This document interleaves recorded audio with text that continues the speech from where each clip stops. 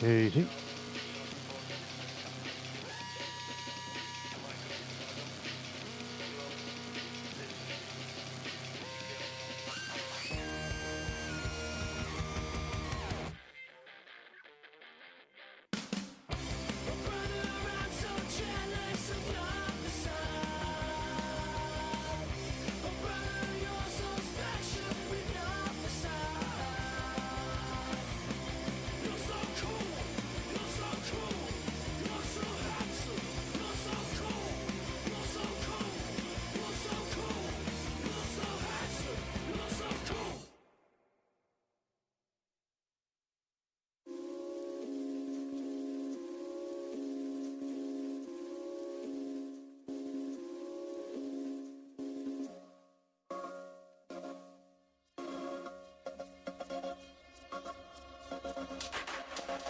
You told me you'll be back soon, so I kept falling for you.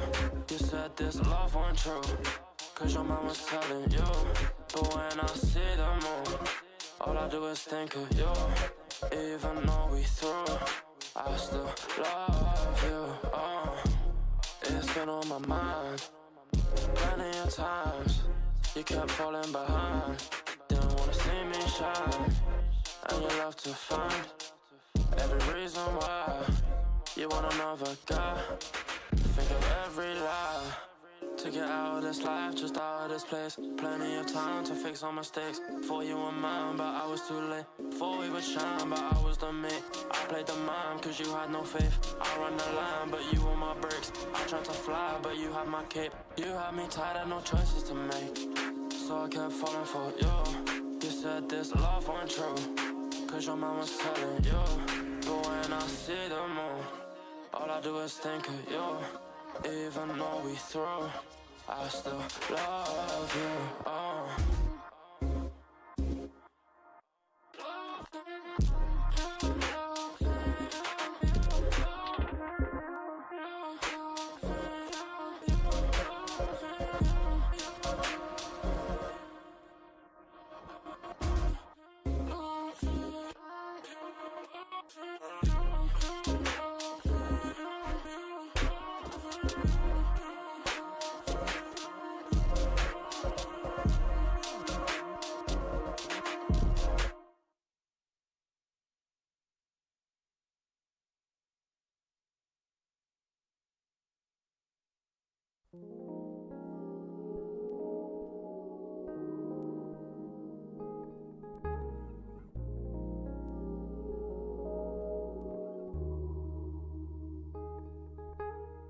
Look into my mind, you see, I feel like I found harmony. My soul will explain everything that my eyes can't see. I was in the darkest pit, I'm blind but my eyes will bleed. If I open up, hear the screams, from my heart I plead. I was only 17, broken down but c'est la vie. Drowning in this water, you can find me in the deepest deep. I'm drowning in this water in the deepest deep.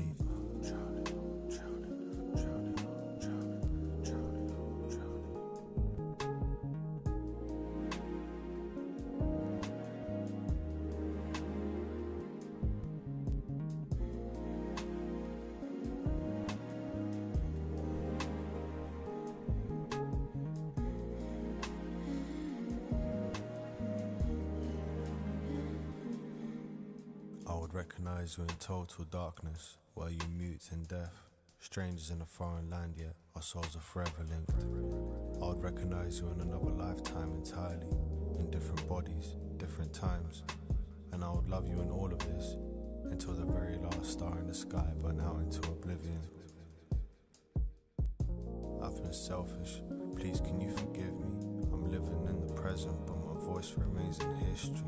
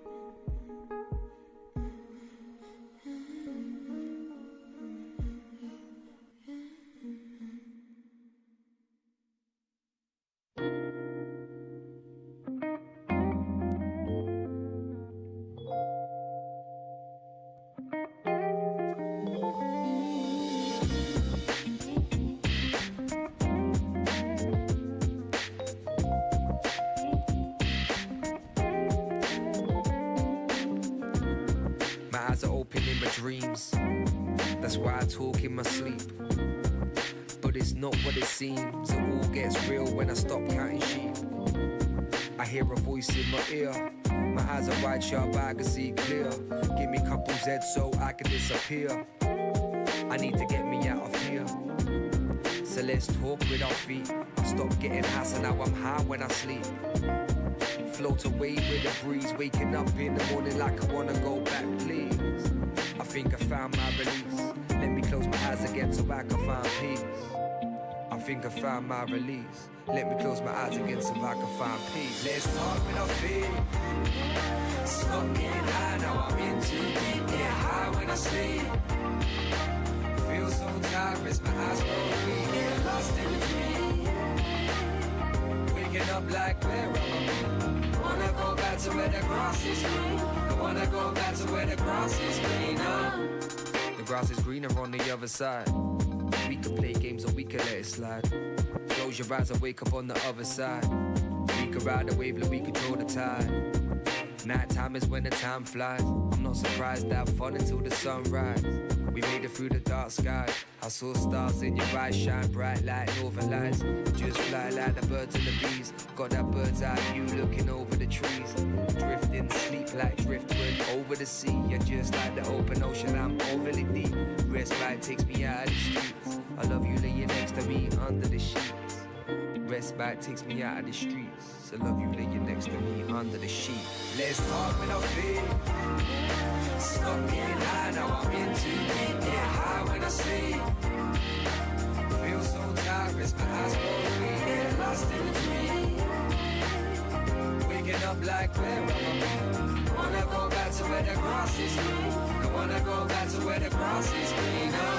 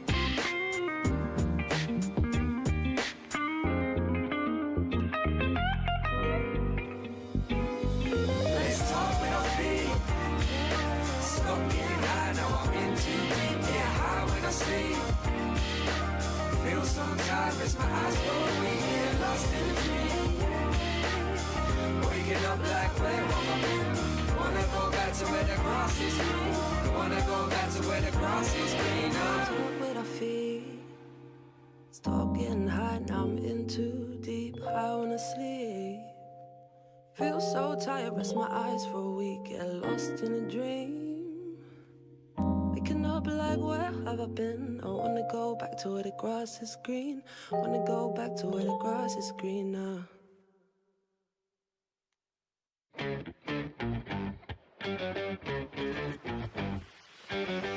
Yaga yaga, it's the melomatic. Wind down where you gonna wanna see a static. Nah, need an agga, got a big band to back it. Gun finger in the air, bullets in the attic. Ha, yeah, ha, vocal acrobatic. Backflipping on the rhythm, black belt smack it. I'm too skippy, never zip me like a jacket. My only purpose on the planet is to make a racket. Melodramatic, I'm an erratic, are you ready though? Bigger the speaker, bigger the box, bigger the bass tone. Bringing the energy, someone is telling me you ain't ready though. The fire will burn the world, return and taking over globe. I'm too determined, I'm verbally peaking overload. I'm the colonel, I'm permanently writing poets though. It's concerning the vermin to keep me on my toes. Yellow fever got me burning, only home knows. Night is passing me by. I need to stop, I need to buy some time. All night, vibe until the sunrise. Till the sunrise. I think I need your antidote. I think I need your antidote. Yeah, yeah. All night, vibe until the sunrise. Looking at the clock like it ain't right. Yeah, we ain't tired yet. We ain't going home because it ain't tired yet. Yeah, we ain't tired yet. We ain't going home because it ain't tired yet. Yeah, we ain't tired yet. We ain't going home because it ain't tired yet. Yeah, we ain't tired yet. We ain't going home because it ain't tired yet. Yeah, you know we're gonna rip it. Ripping the top, running away, big, bad and wicked, I'm a winner. Killer smoke, G like Dilla. Keep smoking that lungs, black like Silla. Illa, got the streets jammed like Manila. Roaming round this urban jungle like gorilla. I'm a river gorilla, more man, I'm a lyrical kind of a young yo. I'm sitting and writing something exciting, getting you ready to go. Let's go, we flowing like river. In my prime like Amazon, you know that I deliver, come correct. We're going international with swag dialect. How we ain't going on because we ain't tied yet. Nah, we ain't tied yet. Don't need to hit the top of bars, you won't forget. Nah, we ain't tied yet. Melomatic in the place, you know we're live on direct. Yeah. All night, lights passing me by. I need to stop, I need to buy some time. All night, vibe until the sunrise. Till the sunrise. I need your antidote.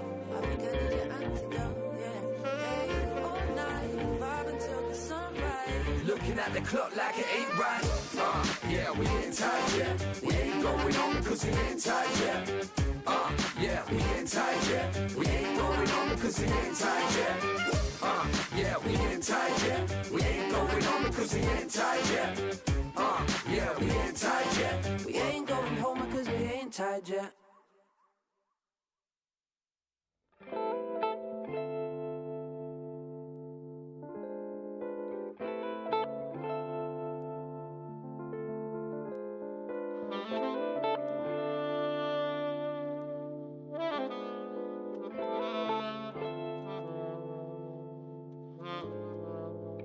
Take a deep breath, expand the diaphragm. Paint a picture of words, show you a diagram. Need me to spell it out, just holler man. We just try to keep it real, no hologram. Ain't no joke, up and smoke like Amsterdam. Trying to escape this rat race like a hamster man. I'm the one with the plan, coming over the border with the contraband. Going overseas, walking over sand. Flowing with the breeze, it's like I'm overstand. Opportunities, got the world in my hands. Creature of the night, so I never catch a tan. I was deep in my sleep when the telephone rang. Looking for the yin to my yang. It's to make an impact like the Big Bang. Yeah, I've been to many places, but I never been to one place. Right? You're the angel on my flat, so do you know? Sitting in a glass house, from me a stove. Two sides to a story, one will be shown. Spread out my waist, fly high till I'm home. Angel on my flat, so do you know? Sitting in a glass house, from me a stove. Smoke on the mirror, you drive me alone. Angel, my fire, fly high till I'm home.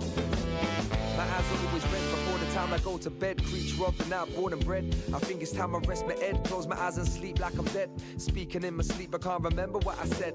I go sleep, dream about breakfast in bed. I wake up, poaching egg and dip, sourdough bread. Straight jamming in pajama wear. Brush my teeth and wash my hair. They say you are the clothes you wear.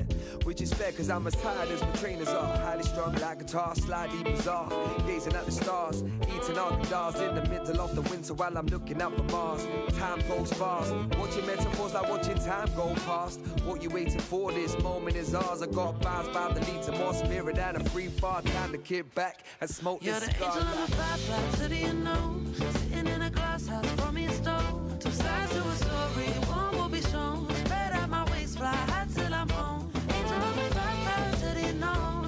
Sitting in a glass house, from me a stove. Smoke on the mirror, you drive me alone. Angel, my fire, fly high till I'm home. Going home, going home, going home. High till I'm going home, going home, going home. High till I'm going home, going home, going home. High till I'm going home, going home, going home. Yeah. Don't stand still like a candle on a mantelpiece. I've got bars you can handle as we unleash the beast. Positive perspective, we increase the peace. We all feel the pressure and we need to release. Wake up and watch the sun rise in the east. Flowing like the wind through the trees, then I leave. Anything is possible, just gotta believe. It's amazing what can happen just by sowing a seed. Reinvent the wheel, I got tricks up my sleeve. Chilling by the Caribbean Sea in Belize. Please don't test the bee's knees. Get crossed in between AD and BC. Plain and simple, overseas. No need to micromanage me because I take the lead. Practice what you preach, but be careful what you read. Never underestimate yourself because you You're can't the angel on the flat, so do you know?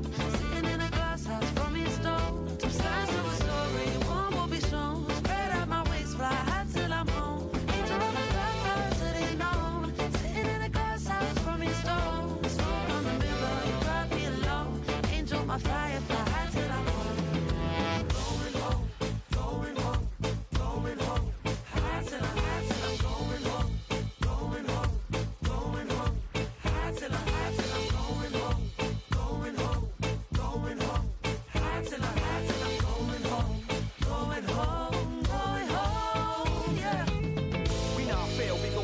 sales. We on track in the city, they be getting derailed. 4 Mike Tyson MCs, we're breaking them scales. Becoming last of heavyweight weed, we're making them pal. Yeah, we're out to jails and prison. I got Rob Red K70, we're setting lights to the rhythm. Oversee the link up the line, no they didn't. Ain't no rest for the wicked. I don't own an in and out, I don't need a hospital to tell me I'm sick. I'm a Red Bull random and the hand of my shit. Flowing like rivers got bars, bad for your livers and heart. While you sitting at home with your hand on your dick. Quick with it when I'm spitting, I fire these lyrics, tongue twist, can see me with it anytime I get it. Yeah. First handle, second edit, anytime I pen it, energetic, past the matter, diva, about to shell it. Who the be, but what time is shell it, eeny, meeny, man, them, oh, you know I'm sick, I need a medicom. Old school, I'm flies, I'm not a relic, yeah, I said it more swag than you have an acid, don't forget it, oh. Credit over, got bars, big boss for them, jamming with these lyrics, need a big jam job for them. Well, it's apparent that you jamming, but Karen got F with E, but even run a ring around you, let's sound like Steve, drop straight back in. I'm Mac Pro, poker face in the studio, 2 jacks in the stereo. You're not on top of the table, stable with a microphone cable, I'm able to do this without a labor, bro.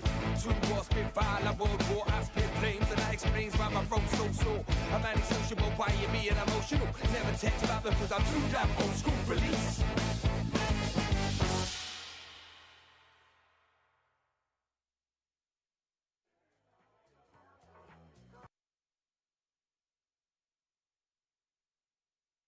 Been great having you, and I've had a thoroughly great time listening to all of these presentations and thinking about all the stuff, lots to think on.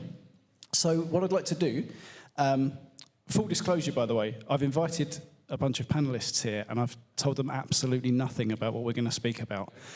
So there's no tricks, there's no smoke and mirrors, no one's got prepared answers. This is on the spot responses to cutting edge issues. Here, live, happening. So if I could start with Tom, if everyone could just introduce themselves, and then, if we turn the microphones on for the live stream. Hi everyone, I'm Tom Parkinson. I'm a reader in higher education at the University of Kent. So I work in a central department that supports teaching and learning across the institution. But I do have a music background myself. I used to work at ICMP years ago, and I taught music at Kent. Also, when it was the School of Music and Fine Arts, so that dates it. That was about 10 years ago as well. And I, as a side hustle, I make music for media as well. So that's my creative industries credential. I only one, yeah.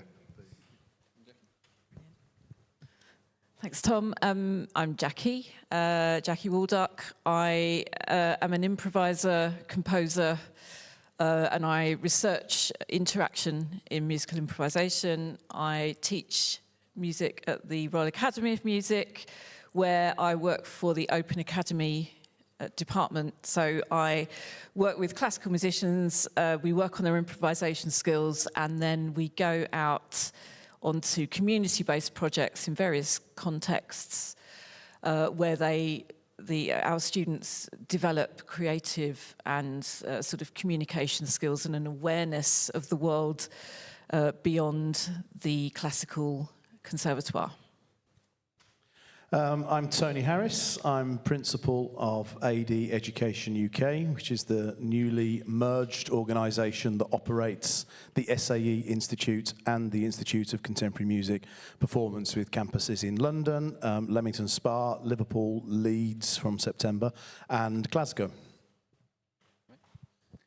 I'm Gordon Sweeney. I am the CEO at ACM, which we are in one of our buildings here today. And we've also got campuses in Birmingham and Guildford and London as well. Outside of running ACM and also Metropolis Studios, which is our studio based in Chiswick, I am also a musician. I am a guitarist, trumpet player, DJ, and one of the founding members of Dubstep. Hi, I'm Angela Halston. I'm Policy and Engagement Manager for Independent Higher Education, IHE. If you haven't heard of us, where have you been? We are the fastest growing representative body in UK higher education for independent providers, also providers of pathway education and professional education as well. I don't have any training in musicianship, I'm afraid, although I was a singer in a folk band for a while. So I'll pass over to Alan. Hello. So I'm Alan Roberts. I'm a partner at Counterculture, and I direct our developments around Europe. And my HE experience is around student affairs, particularly student unions, really, that side, but also charity governance, and I work with universities sometimes on marketing, internationalization sort of strategies, those kind of stuff. If I do university work, it's that or student affairs based. I do have a musical background, 20 years a bass player, and also grade 5 clarinet. And the founder of dubstep. Right, okay, cool. I had to ask the question across. 20 people made dubstep, amazing. I don't know what to do with that. Thank you very much, guys. That's great. So we can get started. So what I've also been doing secretly is harvesting questions from attendees here today. So these questions have all come from various members of the audience, apart from you guys. I didn't want to make it biased. So first question is, what are the biggest challenges in the creative industries, in creative industries education over the next 5 years as you envisage it? Let's start with Tom. Thanks, Rich. The biggest challenges for creative industries in higher education. Well, I think in the climate we're in at the moment, well, I mean, going back to the question that you gave us earlier about ensuring that, I think, as you framed it, was that the statement was that if degrees weren't giving a return on investment for the state and for the student, then they would be closed. And obviously that was a hypothetical situation, but that does actually reflect the very real climate that we're facing within universities. And because there are subject areas outside of the creative industries that are seen as giving a bigger return on investment for students and the state, many universities are simply choosing not to continue with arts disciplines, or are underinvesting in them, not giving them the resources they need to really function effectively. And so what we're seeing is a gradual withering of arts and humanities education. And I'm talking here about the mainstream university sector, less so the private colleges. It's interesting to hear what colleagues say about that. But I think we're going to see that more and more. You know, we've seen the warning signs of this for a decade and a half. We've seen philosophy departments close. We've seen music departments close. These kind of departments closing, and I think in a way, I'll close with this. I think that you asked me about creative industries education. I think one of the problems that's happened actually is this shift in terminology away from arts and towards creative industries, because creative industries is a kind of oblique term that can mean everything and nothing. We know what the arts means, and it's the arts that are being You have accidentally hit on question number 3 on the list, so we'll come back to that topic, actually. Sounds good. Jump in, guys. Does anyone want to come in? Yeah, sorry, were you going to... This isn't specifically about creative industries. It could apply to higher education more generally. But the sort of financial constraints on the sector at the moment requires us to think differently around our business models and our delivery models. We're not going to see a step change in the funding model in the near future. There may be some incremental changes, but we are going to have to address business models in lieu of any significant step forward on funding models. The biggest challenge is that we operate within a regulatory system that disincentivizes change and innovation and doing things radically, because we view everything through the regulatory risk lens. So any great idea we might have about doing something different, the immediate question is, how will that impact on your continuation and your B3 metrics? How will that impact on your NSS? How might that impact on any of the other conditions of registration? How might that impact on our reassessment for indefinite DAPs and university title? Blah, blah, blah. The list goes on. And you come back to the position, okay, that's a really nice idea, but let's pause that and carry on running 3-year undergraduate degrees like everybody else, because that's safe and mitigates against the risk. So the OFS really, and the DFE are now talking about, they want to see innovation in the sector. They want to see new business models models. It's explicit in the early stage priorities that came out 6 months ago, wasn't it? I think there was a line in it around wanting to see innovation and different business models within the sector. The OFS need to respond to that with some kind of assurance that we are allowed to experiment and do things differently without the risk of regulatory intervention from the OFS. Follow up on some of those points. I think they're really crucial, Tony. I think the biggest threat we've got, though, is that we wait for other people to provide the answers and don't start working collaboratively to provide some of the answers to the powers that be in these situations. I think that there's an awful lot of mood music that's positive. You know, for music, the work around the music hubs and how essentially the strategic plan for music education has been developed and the opportunities that are there. The opportunities, like Tony said, in terms of new business models, the lifelong learner entitlement coming forward, which is going to completely shake up the way that higher education is funded from students' perspective, tuition fees perspective.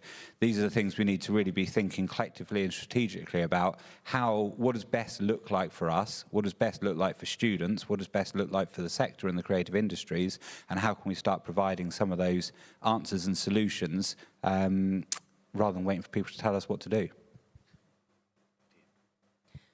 Absolutely. Some of us were talking about the lifelong learning entitlement earlier because it keeps being paused and delayed, and that is because the DfE in particular are worried about risk.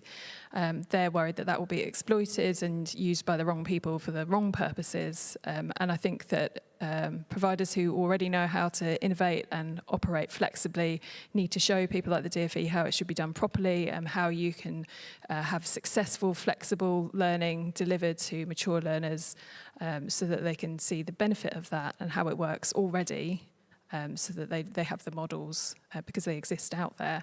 So the risks, the challenges, some of these solutions are already in the sector, not necessarily just in the creative sector, but within all these 90 plus members within IHE, they're all doing special, marvellous things, and we need to share that amongst ourselves more and learn from each other. I say this without actually being a creative industries educator at all, so apologies. And this is going to come across somewhat as a question to you all as well, if you don't mind, and to you. But to some extent, is one of the threats about access to art, to music, to instruments, and similar, if I do a mirror one, I think about 10 years, and if you ask me, it's still now, computer science was in a crisis because, largely speaking, the students were better and faster than the academics, right? And so there was a kind of computer science as craft was coming forward. To what extent has access to the tools of music threatened the academia around it, the study of it? I think that's a really important point, and actually Alice had a fantastic presentation, apologies, earlier on. No, but she was touching on the notion that we don't actually encourage and foster creative art subjects in younger children. There's a bit of research into 15-year-olds and how they find it, but we're not nurturing these skills from a primary school age, and therefore, like you say, this whole access is both, well, it can be economic, social, or whatever, but it's also just at the point of starting to adopt these things and take them up. So yeah, but yeah, anyone else want to jump on that? Yeah, I just kind of maybe pitch into that. So sort of someone working very much at the coalface with students. I think there's a huge problem around access, and I'm at a very elite classical music institution. So like, yeah, I'm absolutely seeing this widening participation. Can often look like, well, we really need to get more students from state schools. And it's like, no, we have to go way, way, way beyond that. So the current sort of situation means, certainly in the classical world, that lots of people just can't afford to access the instrumental learning at the level that's needed to kind of get through that audition. And the problem that, that's a massive problem in itself, but then there's a problem, I feel, in the range of students that I'm teaching are, they're of a fairly sort of homogenous background with fairly similar experiences. That doesn't actually really benefit or widen anyone's outlook while they're at at university, well, at music college for those kind of 4 years. So yeah, I think we need to do a lot more about access and the pipeline, and who is accessing culture and which bits of culture. And from our end, we need to kind of create an environment where a broad range of rep is not just allowed through the door, but actually that the environment is right when people get there. And I see that as kind of one of our issues that we really need to work with. Thanks, guys. That's great. So we'll move on to the next question. This is my own question, and it's based slightly on something I said in a similar panel a few years ago, and I think everyone thought I was a bit mad. But people were asking about the connection between industry and education. And there's been big pushes in universities about employability and so forth, and these things have been increasingly embedded into programs. And I was countering someone who was saying, all of our programs have to be based on industry paradigms. And I made a flippant comment. I said, yes, but in mass meat production, they chlorinate chickens. It doesn't necessarily mean it's a good idea, but it's standard industry practice. So with that in mind, to what extent should industry be involved in creative industry education? And conversely, what role should HE be playing in holding industry to account? Go for it. Should I say this out loud? Yeah, okay. It might sound a bit odd coming from the principal of ICMP, but I do think we, as an institution, and ACM would do the same, we sort of fetishize industry a little bit. It absolutely defines us.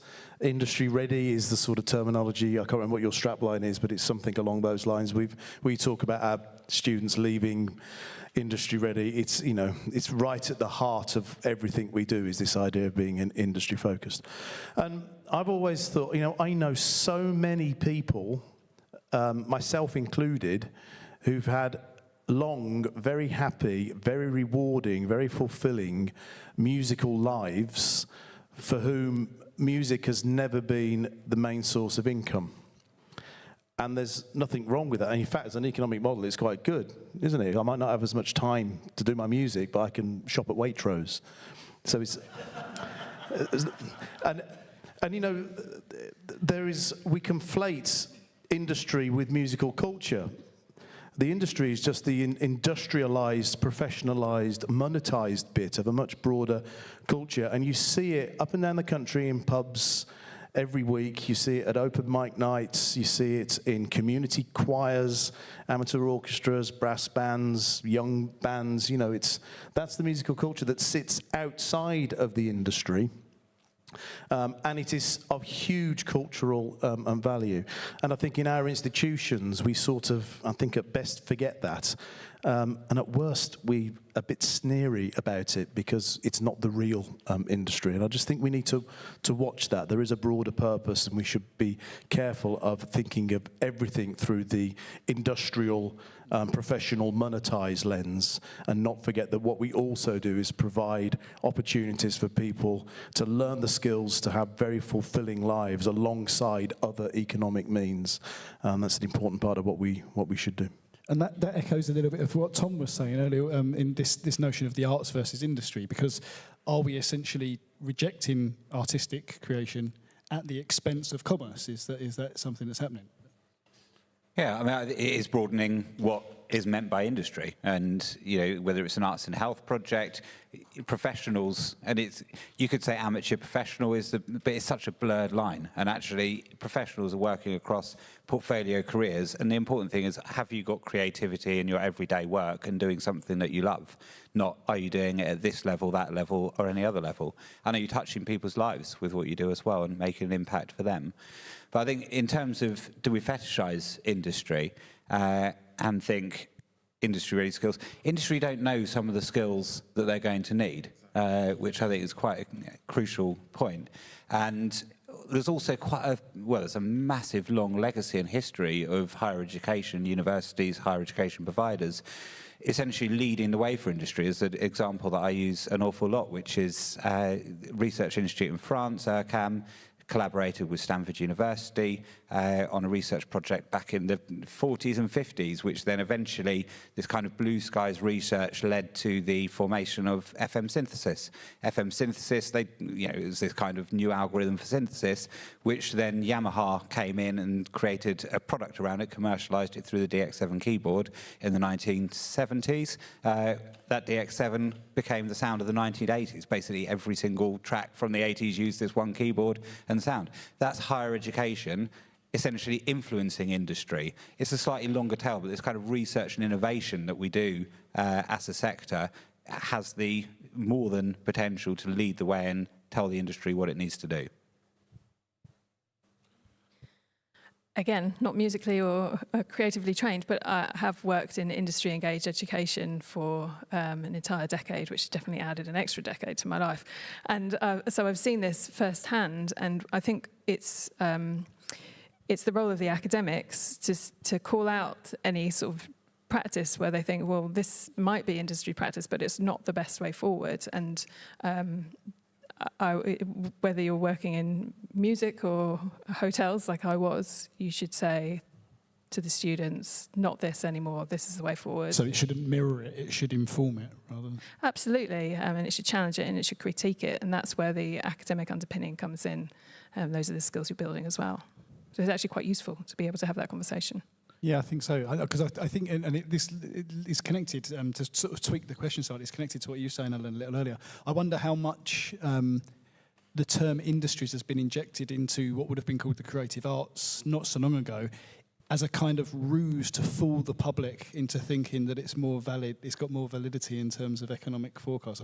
Does it sound better to the parents of a student to say you're going to go into the creative industries rather than you're going to do creative arts? Is it an optics thing on some level? And if you go into like One Joe Guitars on Denmark Street, they'll be less interested about the number of graduates that come through the door and more interested in the number of people that want to buy guitar strings. Like, industry is probably less well defined in terms of that overall. That challenge I put was about economic development. Yeah. There's a whole tree, and you were talking essentially about pub live music and stuff like that. There's multiple industries through which what you all profess and teach and explore benefit from it. And it goes back to your initial response over there was about the definition of the benefit. I can't remember the word I used even now. Return on investment. The ROI, defining what investment was, and how to therefore define the return. And I think it's spindly. I agree with you completely. Like, there's a point at which, like, academia will essentially provide the quality critique, I suppose, because you have a position where you can look at it and observe it and develop it. Industry will equally challenge back, surely, about the reality of, ivory towers. Industry, whatever industry means, in this case, will have a mirroring view, I'm guessing. Can I add something? Yeah, cheers. So yeah, I think another aspect of this is that, with industry involvement, I think that there's a risk of just breeding conservatism if the definition of benchmark standards comes from industry all the time. You need to have disruption and change and experimentation, which happens. If you look at like the art school tradition of the 60s, 70s, and so on, that all of those musical innovations came out of that. But one of I've been working with colleagues in our business school where the role of industry in some of the technical disciplines is different. It's more of a kind of fitness to practice oversight for certain technical skills and things. But one of the best ways of keeping in touch with industry that they found was through alumni networks, where you actually have your own students working out in industry, and then you get a sense of what, less so the superstar leaders and more the people who've just 3 or 4 years out of a degree, working in the field, really know what's happening, and can inform current students about the realities of working life, the choices they've made, the dilemmas they encountered, and so on. You get a much richer interface from that, I think. And I know that happens at most colleges anyway, but just to emphasise that that's probably one of the most productive industry liaison mechanisms. And one small thought, I think one of the things that the arts teaches us to do is to make critical evaluations and critical judgments. So in a way, it's in our DNA, isn't it, to take that into work and take that into industry. Great, thank you guys. That was really nice. Okay, can't remember who asked this. How can we position creative industries or creative arts education? Let's treat those as the same now. We've solved that problem. So, how can we position creative arts or industries education as central to solving global challenges and not just as a social or cultural output? Tony. Give me a minute. It's only because I saw you. Can I make it very quick? Yeah, I'll try and say it properly this time as well. Sorry. Good. Okay, so I'll try and. It's because I've written this down in note form and then couldn't remember what I meant to write down. That's what's happened here.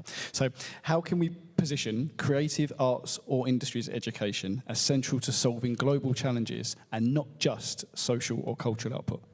So, link it to government strategy. Industrial strategy is coming up. Clearly, that's where you're sort of finding the headline, top-line agendas, looking how you can work within it. Some of the stuff was touched on today in some of the discussions. What skills are required by industry now that are not just, technical skills? It's stuff like creative problem solving. These things are kind of well-trotted memes almost for us as a sector and where we think we can add benefit.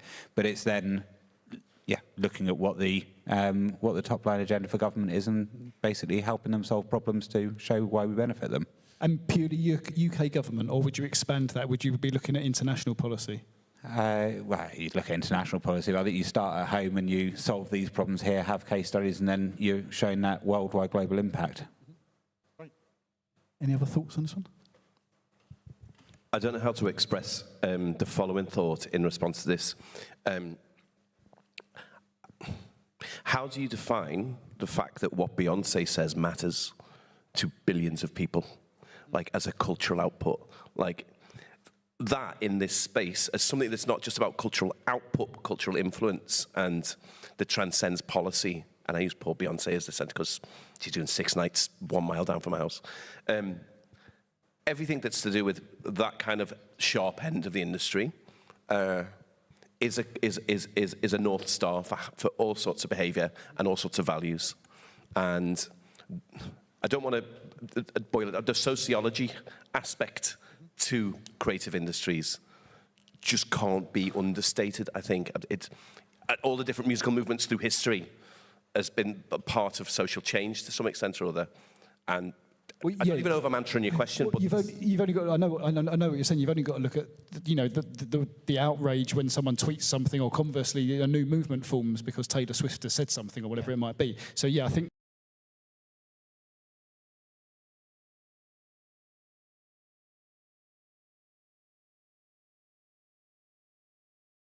More broad-spread, wide-reaching than something like government policy might be to your average person, that can have a greater impact. Maybe, is that? Well, yeah, and to what extent are values built into that yes. Voice and all that sort of stuff? Yeah, of course. Go. Sorry, yeah, I think that's a really important point. And also, though, I think as kind of people working in the creative industries, we often assume that there's something like innately benign to it and positive, or have a positive influence on the world. There's actually a lot of the kind of sort of, vibe shifts we've seen recently in popular culture. Yeah. Have also been stimulated in one way or another by the creative industries, maybe with a different kind of ideological undercurrent than we would want. And actually, I think this is, again, like the importance of critical framing. And I think that's one of the kind of unique added values of higher education in teaching creative industries, as opposed to just a kind of merely technical training, is that we do introduce these lenses that allow people to appraise the kind of ethical content of what we're doing. I think that's going to become more and more important. In all the presentations today, so many of them involved emphasise the importance of reflection and criticality and bringing those kind of sociological lenses on that you said, that you alluded to. And I think that's really important. It's not attractive necessarily to a prospective student. You say, we're going to teach you how to critique your the popular culture that you love, But it's really important, and I think it's one thing we should focus on. Yes, go for it, Angela.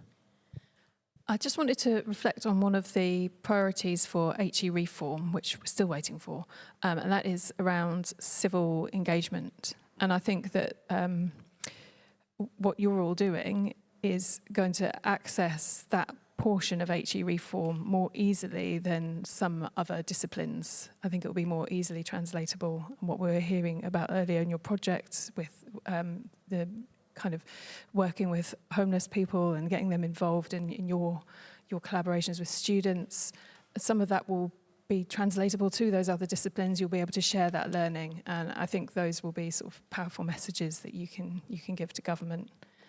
Maybe initially UK government, but globally, why not?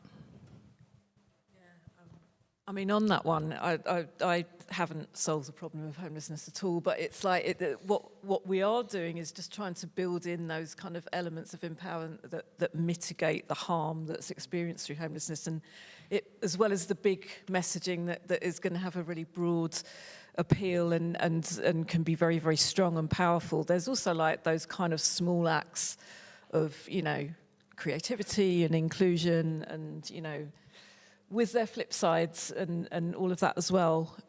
But, you know, I think there is a role for sort of tackling elements of global inequality, say that's a huge kind of issue. There is a role for the arts to do that. This is completely agree. And one thing, just reflecting, we always kind of think about creative arts, creative industry as being nice and fluffy. We're the good guys, the good ones, and you know, marketing and business. They're the evil ones over there. But we are potentially the ones who are going to bring World War III, global crisis. You know, AI is going to come in. Skynet is going to be our fault as creative industries practitioners from inventing stuff right now. Yeah, it could be really nasty. Yeah. I'm just reflecting on what you said, and gosh, I'm going to start doing. Okay, so now we know the end is nigh. But moving on, just one last question. So, given the current paradigm, the direction of traffic generally in higher education, particularly in the UK, some of the metrics we saw earlier on from Alan's presentation, what role does, should, and will research play in creative industries education in short to mid to long-term future?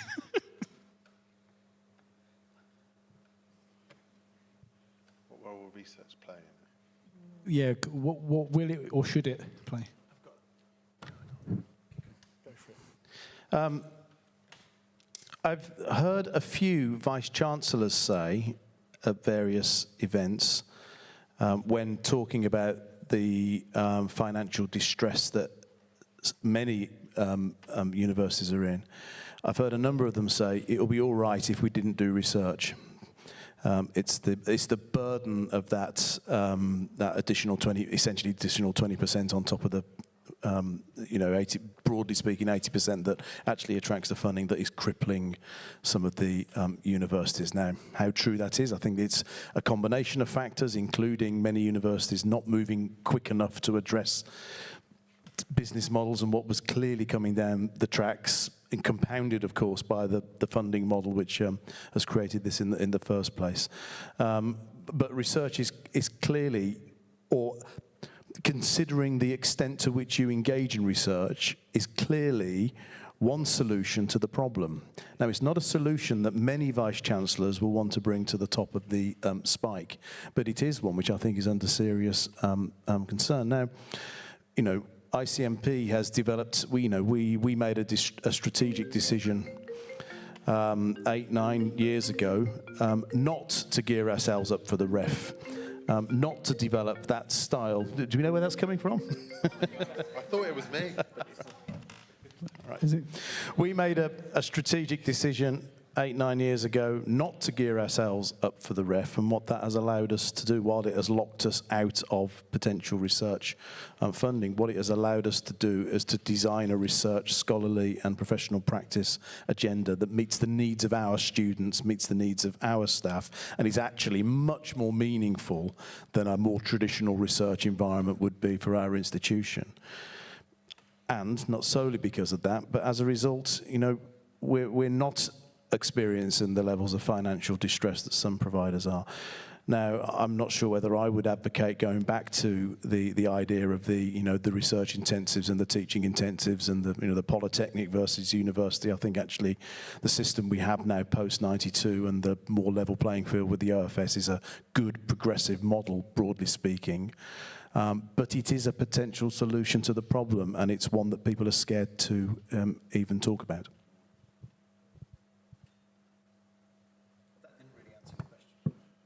No, it's very interesting, though. It's not, I think on the funding, so the REFC, we were talking about it just the other day. The system is designed as it is because it's not the Department for Education or DSET that are funding research and higher education, it's the Treasury, ultimately. And in order to get the Treasury giving money to that rather than something else, you've got to have some kind of system that they're going to be able to give good news stories to the public, as in X number of pounds invested in higher education research, give X amount of benefit to GDP, and it's an internal justification. Whether the refs are an overly burdensome way of doing that, and it certainly does provide a lot of, 20% uplift on costs, like you were saying. There are other pots like the high funding, which is for knowledge exchange activities, where I think that as small and specialists across the creative industries, we've got a lot that we can be doing and are doing in terms of interaction with business. Same with our conservatoires, same with larger institutions as well. Post-92s in particular seem to have done well in the KEF rankings. And it's almost a democratization of research funding for these additional activities, which I think is a really good thing and somewhere that we should be targeting. But the mechanism to getting that funding is fairly burdensome, because you're essentially having to show that you are doing activities, and if you're doing them, then you're seen as a safe pair of hands and making money from them, then you're seen as a safe pair of hands to be able to get more money for doing more of that kind of stuff. But the metrics completely rule out anything that's community or charity related. It's just purely based on how much money you earn and all the capital stuff we were saying. There's no social capital in there, etc. So the system needs a bit of work, although it is only 5 years old in terms of the knowledge exchange framework and how that's working. So I think there's work to do. In terms of the broader question about what role has higher education got to play in research, we've got a long legacy. We are world leaders at research, and I think we've got a big role to play. How we do that is obviously the million-dollar question. I think it's interesting as well, because after our chat the other day, it's something that occurred to me that, Hannah, when you quite so candidly said, look, it's an exchequer thing, it's about revenue, and it's about, and that's the sole purpose. And as an academic previously on a research contract at a traditional university, I think academics tend to see the ref as, on a personal level, as like a subject benchmark, sort of our subject got this ranking, therefore we are good. And that's a sense of pride and self-worth, but they're not really being honest and accepting the fact that actually it's all money. It all comes down to cash. And the entire system, it's a bit of a... I'm interested in the subject, and I think because the entire infrastructure of higher education is essentially built around it, and not from a funding perspective, yes, but then also from the external optics, the higher education rankings. People think it's a good university or higher education provider or a bad one because of what the Times Higher Education rankings say. Now that takes research and ref funding into account. It's not, and so essentially small and specialists are currently excluded from those rankings anyway, just because the papers have decided they don't want to include us. But we're not hitting the metrics at the moment because. So anyway, the whole system needs completely reinventing, and Tony's going to do it. Did anyone want to add anything to that? So if it's okay, we've got 10 minutes left. So I'd just like to open it up to the floor. If you'd like to ask a question to either the panel or anyone specifically, please do. Have we got a microphone down the side? Oh, wonderful. Thank you. Feel free to address individual panel members, put them on the spot. Yes, Aaron. What's the possibility of convincing the government to reconsider the distribution model of money, considering the global soft power that the British arts has globally? Because if you talk to anyone in any country and say, hey, I'm from England, they'll go, Queen, or oh, Adele, or so we have massive global soft power. because of that. And I think that's almost more important than training more mathematicians or lawyers, personally. For, like, as a government, trying to convince them on that level, artistically, we're very important globally, but we're being massively underfunded at the moment. And if we were able to give more funding to younger years, they'd then be able to learn more instruments, we'd be able to have more global power just because of the nature of what we're doing and how important we are globally for this. Great question. Thanks, Aaron. Tom, did you want to jump in on that? Just going to add to a point to that, really. I don't think that's on the government's agenda at all, because I think they're happy to have a kind of managed soft power decline, because the British Council is on the brink. That's our main engine of soft power, and they're having to sell their assets to keep staff, and it's then probably going to close in lots of countries. So I think we've got this kind of, I don't know, maybe it's similar to the kind of nativist kind of politics we've got going on around the world, that everybody's retreating and maybe thinking we don't want to have this global influence anymore. But it's like the opposite of what Freya was talking about in Germany. What was the term you said, Freya? Kulturgut. Yes, where the investments in social capital, and that's actually something that should be a point of pride and valued and invested in. Tony, did you want to add something to say? Yeah, there's something very strange about the sort of invisibility of the creative industries, in not just in government, but in the public consciousness as well. Actually, no, if I explain what I mean by that, the creative industries are 125, 130 billion pounds worth to the economy. That's bigger than construction. Now, if you just think about that for a moment, but the difference is, of course, is that we see construction. When you drive around and walk around, you see what it means. We understand how skilled these people are and the difficult environments they're working with. If you have some work done on your house, you're impressed by the skill set. You see what it takes to create a building. And the creative industries don't operate like that. People see the products, they consume the products, but most people have no idea how you've got from A to B to create, and the work that's gone into that.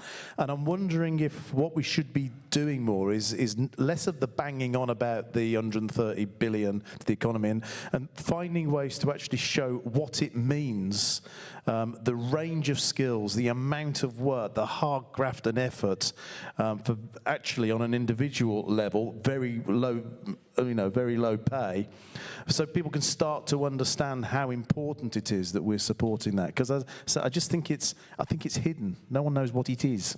I think that also links to Alice's talk earlier, the idea that, if hypothetically every 3 or 4 or 5-year-old had tried to play an instrument once, then at least everyone in the country would have some idea of how hard it is. I know it sounds like a crass thing to say, but that I don't see. You wouldn't have an education system where you could not learn numbers or letters. It wouldn't be a viable thing. So, it's like, yes.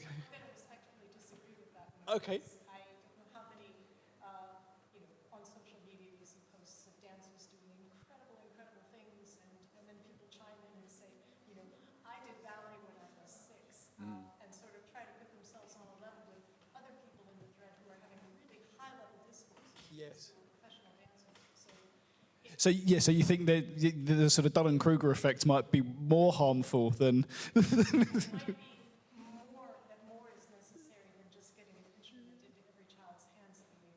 Yes.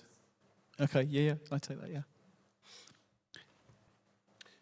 Well, did someone want to add to that? Or, yes, sorry. Then we've got... I just wonder whether, just adding on to that, and with respect to that, the social programs that isn't just about putting an instrument in hand, are kind of both ends of the life spectrum, really. So, and I'm talking about not just primary education, but probably youth work. And at the other end of the spectrum, Age UK and charities like that, and engagement within music and the arts, and how that amps to show the organs of creativity. It doesn't quite open the door to the industry, but at least to the practice, I suppose. And I don't know, social practice, I suppose, is what I'm getting at. Just on soft power, though, you mentioned 2 artists, both of whom are about 60 years old. the government doesn't need more musicians to have the soft power for music. I think, you know, in terms of the broader creative industries, there's an awful lot to be said about the games industry and how that's leading the world at the moment, and several other areas. But I think, you know, from a government perspective, it's low priority just because they've got them in the bag already. They're not going to need another Beatles for another 30 years. Yeah, I never thought of it like that. I should pack up now. I think that's Shane with his hand up.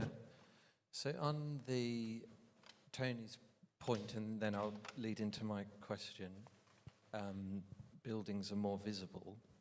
The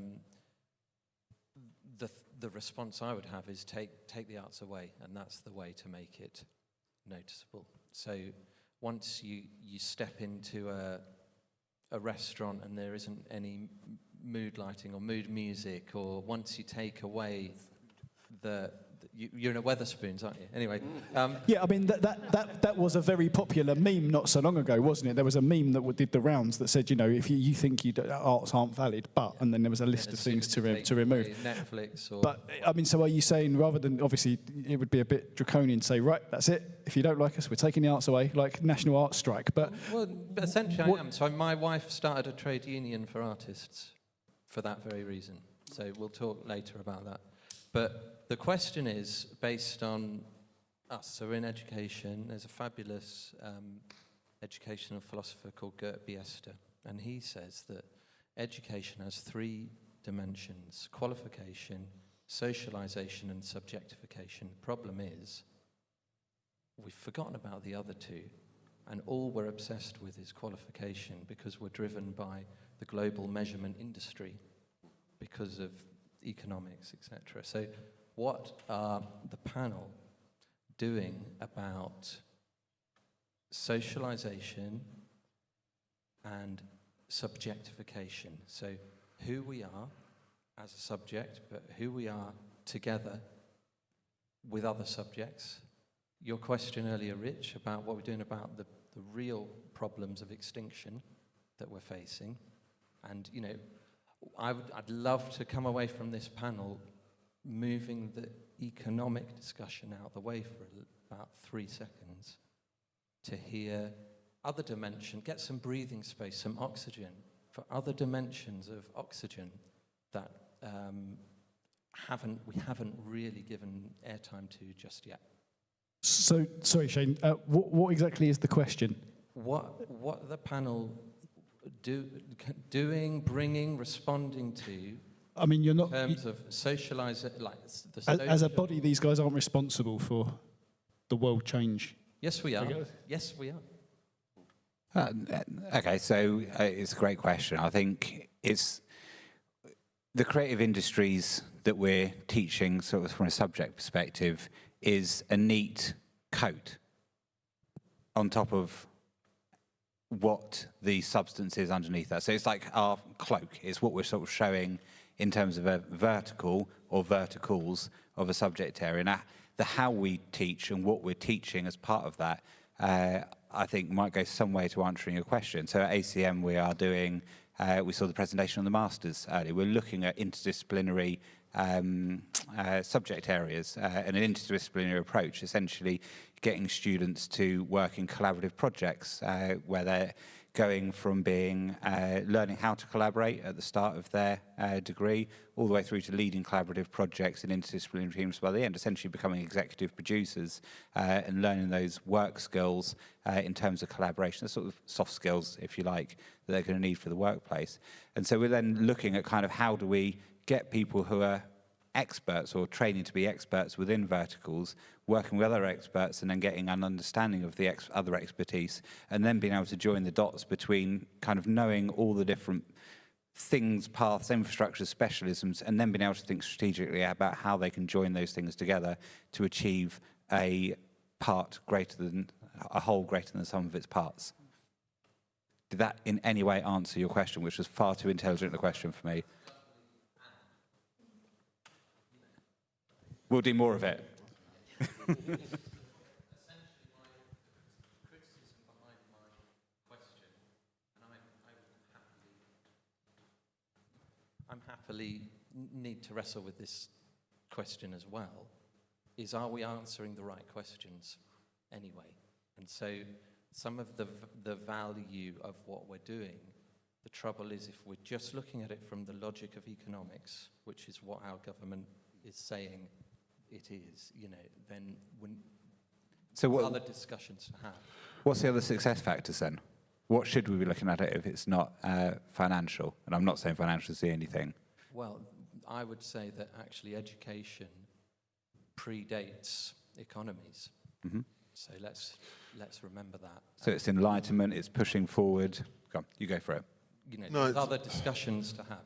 I mean, I think you're right. I think the reason this discussion is sort of fixated firmly on the economic side of things is that we're, hamstrung as a sector, and we're looking at the prospects of market exit by universities. That we're conditioned. This is by design. This is the system makes us think about survival and therefore responding in ways that meet these imperatives. But being more sanguine about it, I think in the presentation we've seen today, many of them have focused on students' subjectivity. So you're talking about subjectivity and socialization, wasn't it? Those two aspects. I feel that the focus on students' subjectivities, particularly through this emphasis on reflection embedded in pedagogy, and also the fact that in a way, music, creative industries generally, but thinking about music, and it was one of your things that made people feel empowered. One of them was the relationality of it, wasn't it? That intersubjectivity of working with others to create something bigger than the individual, intangible outputs that are of intrinsic value. And I think music is uniquely placed to be able to do that, or the arts maybe. I'm a musician, I'm biased, but that are uniquely placed to do that, which has kind of mimetic value for how society should be run. If you learn how to collaborate in an ensemble and connect with somebody, that Herbie Hancock's eye gaze, these things help us realize who we are and how we relate to others. And so the difficulty, the challenge we have is to get students or learners to kind of think beyond this local interaction and think how that relates to wider societal interactions and responsibilities. And I think, so maybe it is about bringing in those agendas around sustainability and things and tethering them to those local interactive moments, I think. Just to be clear, it wasn't a question on the whole day. It was a question on the discussion we had thus far in the panel. Let me reassure you, Shane, right? I'm a teacher at heart, and then, during the day I pretend to be some kind of business leader and strategic thinker. And, at the worst moments in trying to do that, I have to remind myself that actually a big part of this is a game to try and make the books balance, to try and meet the strategic growth intent that our shareholders are looking for, blah, blah, blah. And I see my job as navigating all of that regulatory stuff, navigating the economics to make sure that we've got a long-term sustainable future, so that people like you and the rest of the staff can work their magic with the students, which is all about how do we bring people into our institution, predominantly in our case, and people who might not otherwise have that opportunity, who might not be going to other types of university, and how do we do stuff with them that improves their life chances, perhaps going into industry, and that's a big part of what we want to achieve, but also just so they can lead more fulfilled lives, leaving with a higher level of critical engagement with the world around them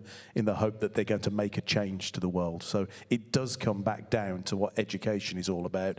Everything else is a kind of game we play to allow us to do what we believe in. It's also not just what happens in the classroom, it's what happens outside of it. It's the projects that we're getting involved with, whether that's working with community groups, with local charities, with any number of other music hubs. So it's all these kind of other projects and the experiences students can have whilst they're with us for essentially a very short section of their lives that hopefully enrich it and adds extra impact. And stuff like the knowledge exchange, high funding we were talking about, that gives money to do great things. But then we've got to do the great things with the money when we manage to unlock it. and do it anyway because it's great stuff to do. Yeah, I think that's the thing that's increasingly overlooked with the creative arts. It's actually a pleasant thing to be engaged with, and that's not a bad thing. That's, Unless we're creating World War III. Unless Skynet does actually happen. And actually, yeah, just on that, to engage, I think you've got to have those communication skills, and that is about interpersonality. That is about how you relate in a group.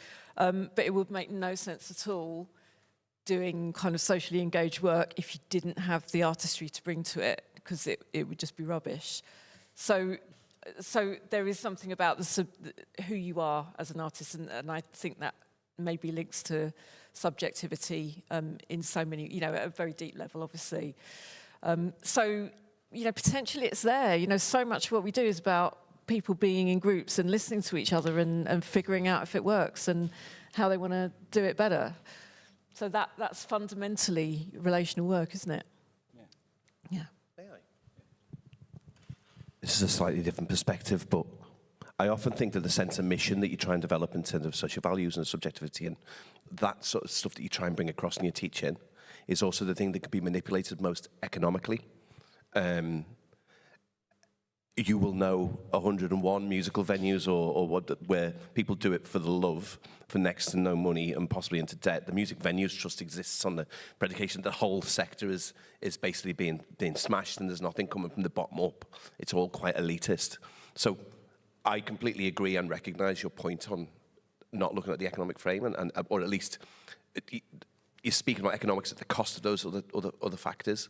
But I feel that sense of mission is abused, and so therefore, I know you don't want the answer to be the economics is still important in that, but it is the defence of that sense of mission, I think. I think the economics are really important. Yeah. Oh yeah, I wasn't saying you weren't saying they were important, but the direction, the logic, and we're not being artists, we're not being creatives. If what we're looking at is defined by economics logic, full stop, and actually the way we'll survive is diversification, full stop. So as we diversify faculty, as we diversify specialisations, as we do transdisciplinarity, as we do the widening access and participation, as we do all of that ecosystem that we've heard today, and do all the life and things, you will see the bottom line will be impacted because people will come alive. And so I just wanted to stir us up a little bit in the kind of why and the opportunity and why we're here. So thank you so much for your engagement with that. It is a really important point, but it has got me thinking. Nothing's changed in 600, 700 years in terms of artists needing to be funded and having to have parameters to be funded within, whether it's the king commissioning composers to make pieces for his birthday, or whatever it might be. There's been a sort of long history of artists having restrictions on what they can do because in order to make a living and continue doing what they love, they have to do it, essentially someone's got to pay them for it. So, yeah, no, it's interesting, though. Okay, I think it's time for the pub. And the sun is still out, so it seems to be the appropriate time to finish. So I'd love to just thank you all for being part of this panel and for being here all day. Much appreciated. Round of applause, please, for our panel guests. If you guys could just grab a seat, I think Tom wants to come up and say a few things, and then we can pub.